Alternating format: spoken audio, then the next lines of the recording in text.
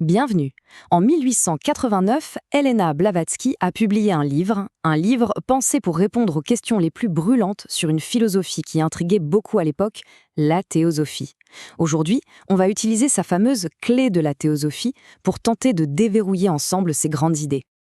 Alors, la question qui revient tout le temps, la toute première, c'est celle-ci. Est-ce que la théosophie, c'est une nouvelle religion ? Blavatsky elle-même a décidé de prendre le taureau par les cornes et de répondre à ça d'entrée de jeu. Et sa réponse, elle est « on ne peut plus claire ». Directement, elle dit « non, il n'en est rien ». Pour elle, la théosophie n'est pas une religion, mais une science divine, une forme de connaissance. C'est une distinction super importante à garder en tête, parce que tout le reste en découle. Bon, d'accord, si ce n'est pas une religion, alors qu'est-ce que c'est, au juste ? Pour le comprendre, il faut commencer par le commencement, le mot lui-même, théososie. Qu'est-ce que ce nom signifie vraiment ? Eh bien, son origine grecque nous en dit déjà long sur l'intention de départ. Le terme vient du grec théosophia. Alors, théos, ça fait référence à un dieu, un être divin, mais attention, pas au dieu unique d'une religion monothéiste. Et sophia, ça veut dire sagesse. Donc, il ne s'agit pas de la sagesse de Dieu, mais plutôt de la sagesse des dieux. La nuance est subtile, mais elle est absolument fondamentale. Et même si le terme a été popularisé au IIIe siècle et que la société théosophique moderne a été fondée en 1875, Blavatsky soutient que les idées, elles, sont beaucoup plus anciennes. Elle les appelle la religion sagesse, une sorte de connaissance primordiale qui existerait depuis la nuit des temps. Et ce concept de religion sagesse, c'est vraiment le cœur du réacteur de sa pensée. L'idée, ce n'est pas d'inventer quelque chose de nouveau, mais de redécouvrir quelque chose de très ancien. L'idée avancée par Blavatsky est assez radicale en fait. Elle suggère que toutes les grandes religions du monde, elles ne seraient que les branches d'un seul et même tronc. Et ce tronc commun, ce serait la religion sagesse, une vérité ésotérique, un peu cachée, derrière toutes les croyances publiques qu'on connaît. La devise de la société théosophique résume ça parfaitement. Il n'y a pas de religion au-dessus de la vérité. L'objectif n'est donc pas de créer une foi de plus, mais de chercher la vérité universelle qui serait le cœur battant de toutes les religions. Évidemment, cette idée d'une sagesse universelle qui englobe tout, ça a créé pas mal de confusion. C'est pour ça que Blavatsky a passé une bonne partie de son livre à bien faire la différence entre la théosophie et d'autres courants de pensée. Prenons le bouddhisme par exemple. On a souvent dit que la théosophie, c'était une sorte de bouddhisme ésotérique. Blavatsky corrige ça. Elle fait une distinction très précise entre le bouddhisme avec 2 D, la religion, et ce qu'elle appelle le bouddhisme avec un seul D. Ça vient du mot bouddhi, qui veut dire sagesse.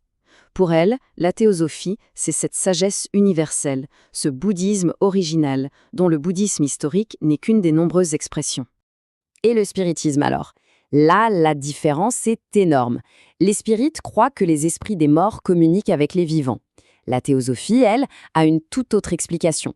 Elle dit que ces phénomènes viennent soit du corps astral du médium lui-même, soit de ce qu'elle appelle des coques astrales, des sortes d'empreintes psychiques laissées par les défunts, mais vides de leur conscience. C'est plus un écho qu'une vraie communication. Et enfin, l'occultisme. Ici, c'est une relation de cause à effet. Pour faire simple, la théosophie, c'est la philosophie, c'est le pourquoi. L'occultisme, c'est la mise en pratique, c'est le comment. Et Blavatsky est très clair là-dessus. On peut être un bon théosophe sans être occultiste, mais on ne peut pas être un véritable occultiste, un magicien blanc, sans être théosophe. Sans la base éthique de la théosophie, l'occultisme devient juste une quête de pouvoir égoïste et donc dangereuse. Mais toute cette philosophie, ce n'est pas juste de la théorie. Non, ça mène à une mission très concrète, qui est vraiment le cœur de l'action de la société théosophique. L'objectif premier, celui qui prime sur tous les autres, c'est de former le noyau d'une fraternité universelle de l'humanité. Ce n'est pas juste une belle idée en l'air, c'est la fondation sur laquelle tout le reste est bâti. Mais pourquoi insister autant sur cette fraternité ? La logique théosophique est en fait assez simple.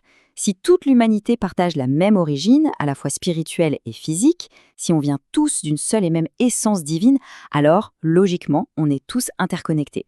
Ce qui touche une personne touche inévitablement tout le monde. La fraternité n'est donc pas un choix moral, c'est une réalité fondamentale. Blavatsky résume ça avec une image très forte.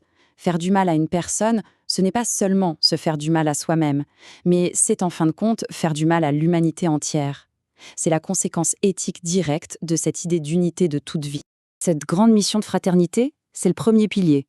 Mais il est soutenu par un programme plus large, qui se décline en 3 objectifs officiels pour la société. L'action de la société théosophique est donc structurée autour de 3 grands axes, 3 objectifs principaux. Alors, on a le premier but, la fraternité universelle, qui est la base de tout. Le deuxième, c'est d'encourager l'étude comparée des religions et des philosophies, justement pour trouver ce tronc commun dont on parlait. Et le troisième, c'est d'étudier les lois inexpliquées de la nature et les pouvoirs cachés en l'être humain pour prouver cette connexion spirituelle. On voit bien que les 3 objectifs sont complètement liés et se renforcent mutuellement. Donc, s'il ne fallait retenir qu'une seule chose de la clé de la théosophie, ce serait celle-ci. L'humanité tout entière émerge d'une seule et même essence divine et en fait toujours partie. C'est vraiment le principe central qui anime toute la philosophie, l'éthique et la mission de la théosophie. Et ça nous laisse avec une question fondamentale, une question à méditer. Si on partage tous une seule et même origine, si on fait tous partie du même tout, est-ce que faire du mal à quelqu'un peut vraiment être un acte isolé, un acte sans conséquence pour le monde et, au final, pour soi-même?